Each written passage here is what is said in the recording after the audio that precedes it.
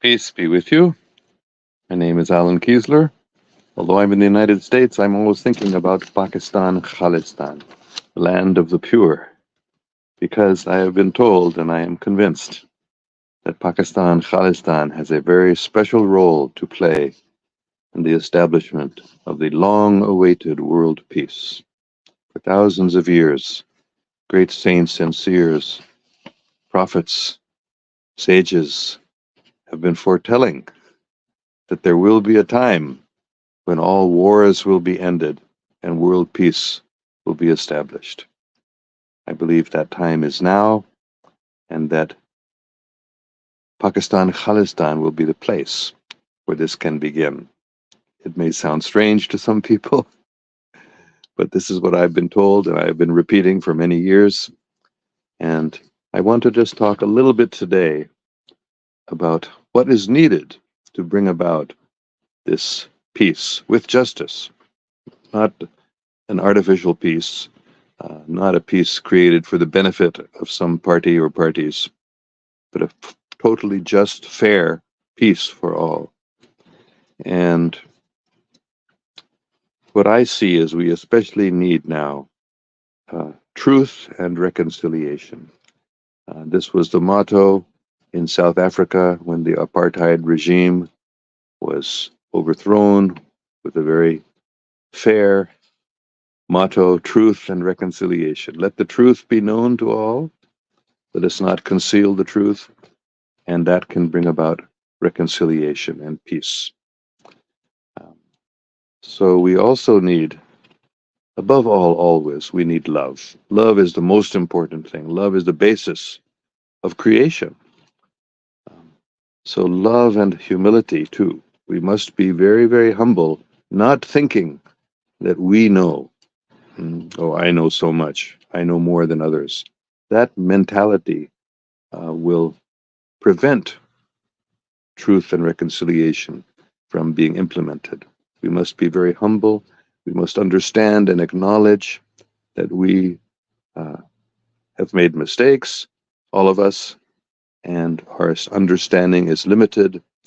Uh, and so we must be humble enough to accept that even though we know a lot, we may know a lot, we may or may not know a lot, but in any case, even if we do know a lot, or and if we think we know a lot, we should be very humble and be willing to acknowledge that we have made mistakes and we may have misunderstandings about things that are very true to us. They seem to be very definite, very clear, but we should be humble enough to acknowledge that we may have made mistakes and we may have gotten some misunderstandings. So we need to be humble enough to be open to truths that we may not have understood before. Thinking that we know so much, it's hard for us to understand that we may have made mistakes and we may not have had a proper understanding even. So that humility is also essential as we try to enter this critical time in world history when world peace is definitely coming. Whoever does it, it will come. It has been foretold everywhere. And I have no doubt that that's true. I don't know when or how exactly it will happen, but I do believe that Pakistan Khalistan is an important place, I will say, perhaps the first place where this is possible. Anyway, it all depends upon us. If we are able to, we will uh, be able to, what's the right word here? Determination is needed, and patience is needed. Courage.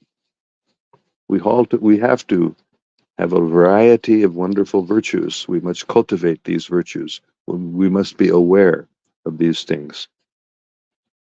So if we are determined that we must continue this process of truth and reconciliation, and if we are patient to allow the time that's needed for it to happen, then I have no doubt, I'm convinced, that Pakistan Khalistan can even lead the world in this beautiful, beautiful program of truth and reconciliation. And it requires humility and, above all, love. So let us be fortunate. Let us realize we are very, very fortunate to be alive at this time and to be participating in this wonderful program of establishing world peace. Again, these qualities I'm going to repeat: in order to have a just peace, a fair peace for everyone, uh, we need truth. We need to let the truth come out. We must be humble enough to accept the truth, even though it may be somewhat different than what we thought in the past. And we must love each other. We must love everyone, even our enemies. We must be willing to forgive those who have mistreated us. We have also mistreated others. If we want to be forgiven for our mistakes and our mistreatment of others, if we're humble enough to acknowledge we've made mistakes and we have mistreated others, then we must accept that and we must move forward with determination and patience. So this is a very, very special, wonderful time in world history, and we're in the middle of it right now. And the world is coming together, God willing. All right, that's all I wanted to say, and let us all pray together that this wonderful program, Truth and Reconciliation to Establish World Peace, may proceed apace, and may we all take part in it with humility and with love.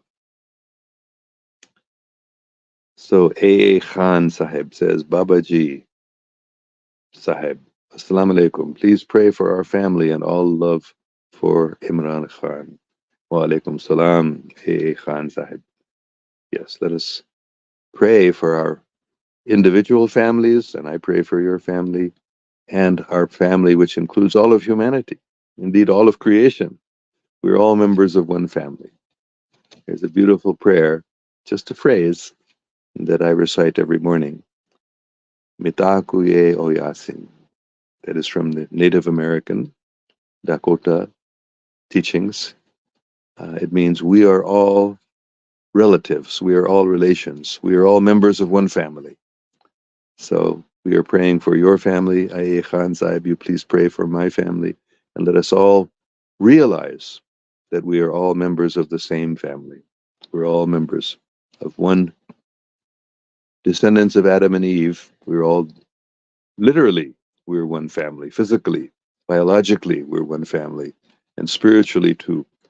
Not only we who are members of this family of Adam and Eve on earth, but all creatures throughout the creation, on all planets, in all star systems, in all galaxies. We're all members of the same family. So let us come together in that way. And A. Khan says, love for Imran Khan. Yes. I've said many times, and I still believe with great conviction, Imran Khan Sahib is honest, he is sincere, he has made mistakes, like all of us have made mistakes, but he is working very diligently and patiently, determinedly for truth, for justice, and for Pakistan and for the whole world. Truth and reconciliation.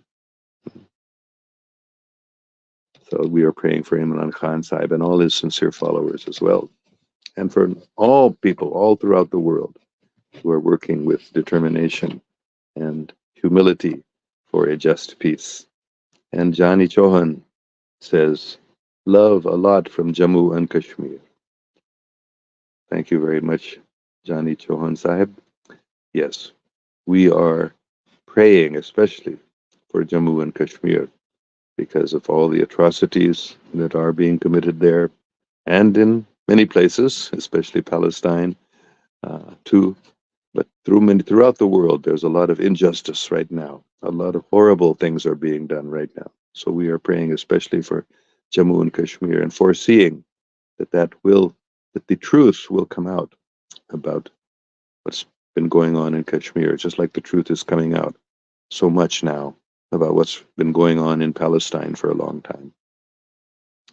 So we are praying that justice will come, a just peace will come, and we will all be reconciled when we know the truth. If we accept the truth, we're willing to open ourselves, every one of us, myself included. We must be open to the idea that we may have made mistakes, we may have had misunderstandings, so we should be open with humility to the truth and with love. Let us work all of us together to establish, God willing, the long-awaited, long-prophesied time of world peace. So this is the only message I feel is most important now.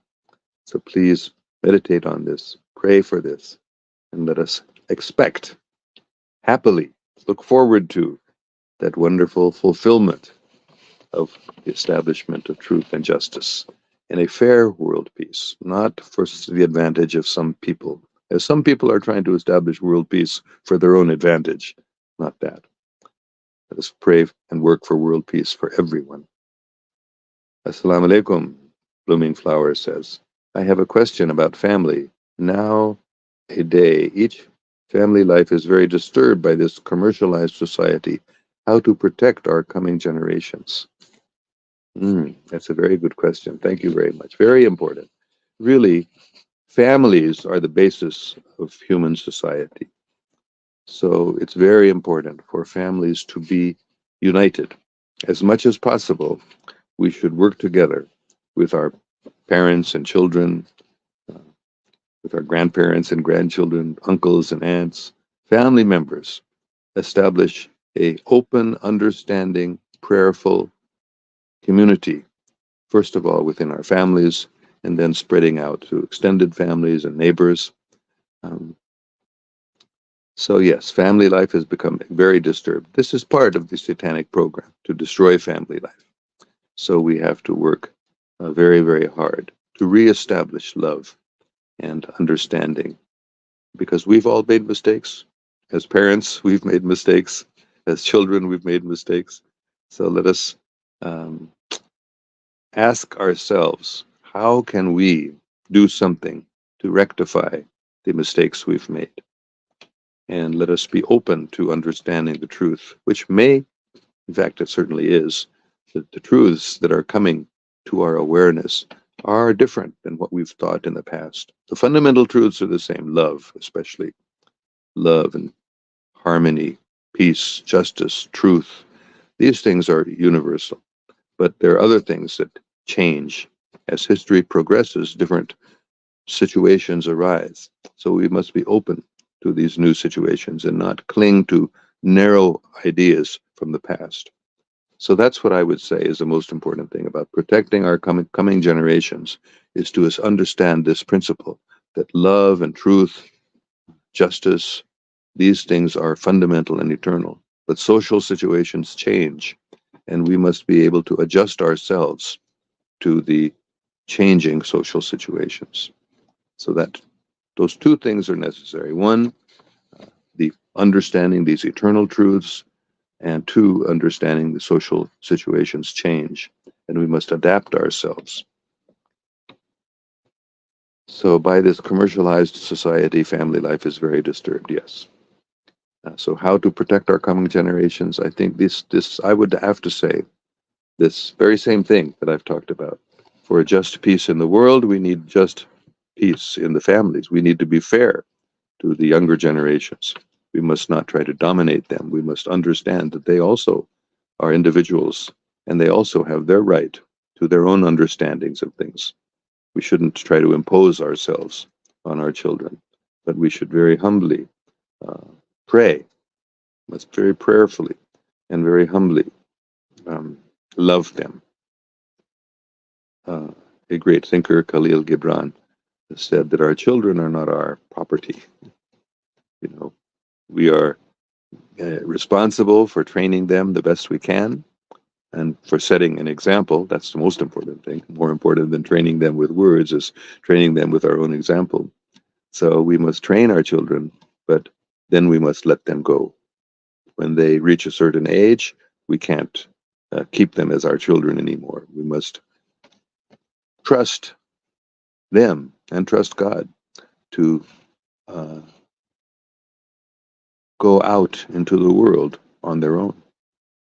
And that the biggest mistake many parents make is trying to dominate and control their children. While they're young children, then we must train them. But when they get a little older, in the teenage years, certainly, they must be allowed to, on the basis of what we've taught them, we must allow them to be themselves and to make their own decisions. Okay, that was a very good question, Blooming Flower. I hope that answer helps you. And Gray, oh, I forgot to highlight the comments, I'm sorry, but this was a very good, I'm going to read it one more time and repeat the main point I was making. Blooming Flower says, uh, I have a question about family, and family is very disturbed by commercialist society. So how to protect our coming generations? Teach them the essential eternal truths. It's above all love, truth, justice, humility. Set a good example, the best we can do. And then when they have reached a certain age, sometime in the teenage years, certainly, we must allow them to make their own decisions with our help, but not with our domination. We have to, at some point, and not too old, at some point, we have to allow our children the freedom to make their own decisions according to the foundation that we have laid the best we could. Okay, and next, Gray says, Salam Babaji, wa alaikum salam, Gray. And then he goes on, Babaji, our issue is that our parents considered personal property and joint family system is a slavery system. Even married men not make their own decisions, still influenced by their mothers. Yes, so that's what I was just saying. That parents must realize that their children are individuals, and there should be a cooperation between parents and children. Not that children just go off and do anything they want. They should always take advice from their family members. But the older generation should not dominate, should not rigidly control. There must be cooperation between the generations. And both need to give up old ideas. If the older generation has inherited a system, personal property and joint family system, in which the children have no freedom at all, then that needs to be changed. Even a married man, Gray says, cannot make their own decisions. They have to do what their parents say, especially he's saying their mothers. So this fathers too. Mothers and fathers do need to realize that we are not the lords and masters of our children. We are the gardeners who plant the flowers and train them a little bit, but then they reach a stage where they must be given the freedom to make their own decisions as adults. Some people say that age is 15 or 16 or 18 or 21. So at some age, however, the parents definitely need to give freedom to the children to live their own lives and make their own decisions. Okay, then let's see. Grace says the rate of divorce increased in Pakistan because married man can't afford to buy a personal house, and he lived with their parents. I've never thought about the rate of divorce increasing because of this joint family system.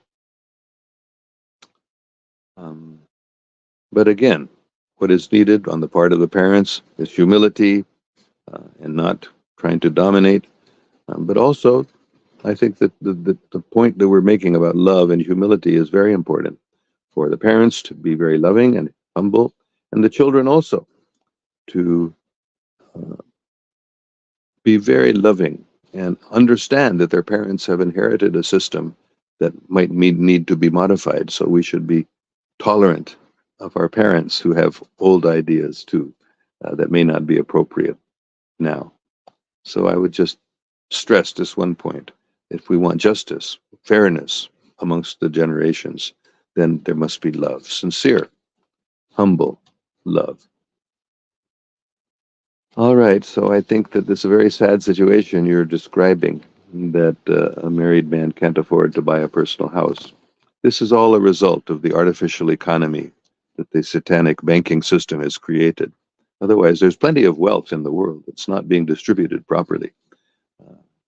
God has created a world in which there's so much abundance, but we meaning humanity, we have allowed ourselves to be tricked by satanic forces into accepting this paper money system where the banks control the money and we have become slaves to the paper money. We don't realize they're cheating us by creating paper money. And they create all the paper money, or really now just digital currency they want, and our money in our pockets becomes useless by inflation. So that's controlled by these satanic forces. So that's really the problem why a man can't afford a personal house. It's because of the economy being controlled by satanic bankers. So that's the root problem of what you're talking about. Otherwise, but the other thing is, there's nothing wrong with parents and children living together, and a joint family system is not in itself bad. It's the uh, domination of the children by the parents and the inability of the children to be loving and, what's the right word, humble enough to accept that even if they see their parents have made mistakes, even if they see that their parents have ideas that are inappropriate in the present situation, still there must be love for those parents who may be mistreating their children, and the parents must love their children and give them the freedom to make their own decisions when they become adults themselves, certainly. Okay, thank you all very much. We will end now, and please let us all pray uh, that we all want the same thing. We all want a just peace. That requires the truth to come out, reconciliation among the parties who have been fighting for thousands of years, even. These wars, especially religious wars, they have been incited by satanic forces. So we must overcome that history of division and misunderstanding, suspicion. There must be truth allowed to be spread among all, and we all must be open to the truths which we may not have known in the past. That's the important thing. We must realize, we must be humble enough to realize that we may have had a wrong understanding about many things, and we must be open to the truth. So, truth and love, humility, and we must be determined to continue and patient to give time to this process to continue that we're right in the middle of right now. The time of world peace is all around us, and the satanic forces are desperately trying to prevent it from happening because they will lose control. They want to control the world as they have for thousands of years.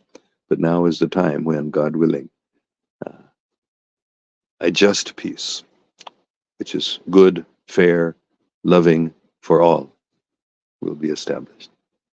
Okay. May God protect us all. Thank you so much. Allah Hafiz.